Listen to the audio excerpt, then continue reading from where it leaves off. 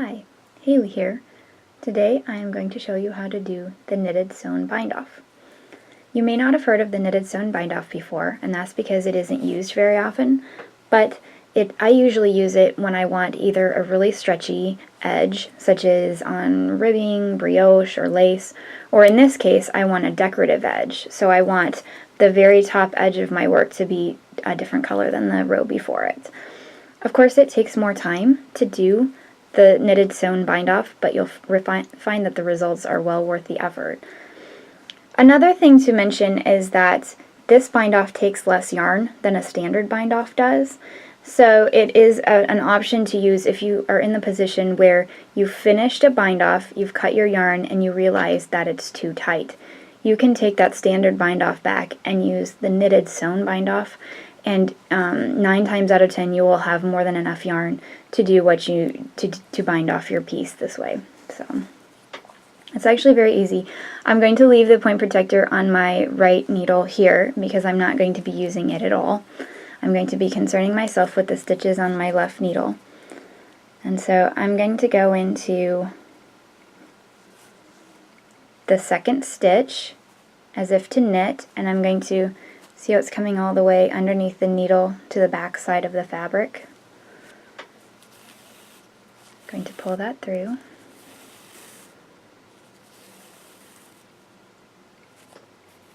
You do want to leave a fairly long tail with this bind off just because you only get one chance to cut your yarn, and it's better to have too much than too little.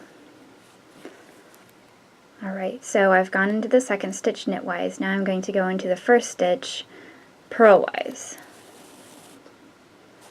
Pull it through.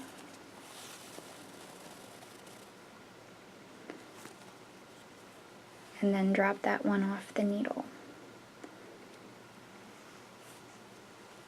I'm going to go into the second stitch knitwise. Now, unlike most bind offs, the tendency with this one is to leave it a little on the loose side. You can snug that up pretty good. Don't yank on it, but just comfortably pull that tight. And then purlwise in the second stitch.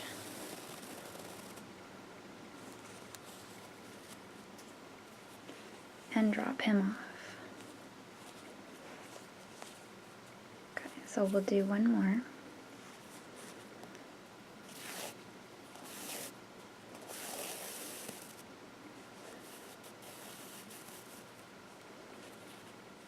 Okay.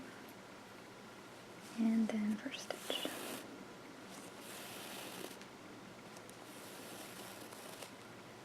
And drop him off. Now you may be concerned as you work, you can see the stitches that you're binding off, they leave these little loops right here. Don't be worried about that because as you get that off the needle and as you stretch your bind off out a little bit, then those are going to recede back down into the fabric and you won't see those. So just keep repeating these steps for the rest of the piece around and just keep going. Alright, so I'm going to finish off my last couple of stitches. If I were going to, if I were knitting flat, I would simply do my last two here, and then I would just go in through this one here to finish it off and then drop it off the needle. But since I'm working in the round, I actually want to connect this so that it doesn't leave a gap. So I'm going to go over and I'm going to find the first stitch that I bound off, and that was this one right here. But I'm going to get underneath the thread, my first bind off thread here. I'm going to go underneath that and then go into that stitch knitwise.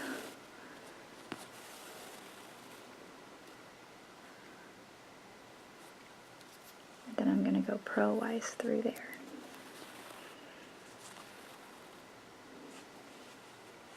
Drop that off. And you can kind of snug that up a little bit. And then to fully connect it, I'm going to go in, I'm going to follow this stitch into here, into the second stitch that I bound off. Just kind of helps connect it a little bit there, like so. And that's the sewn bind off. You can see it has a little decorative edge there, and it's really nice and stretchy. Thank you very much. Happy stitching!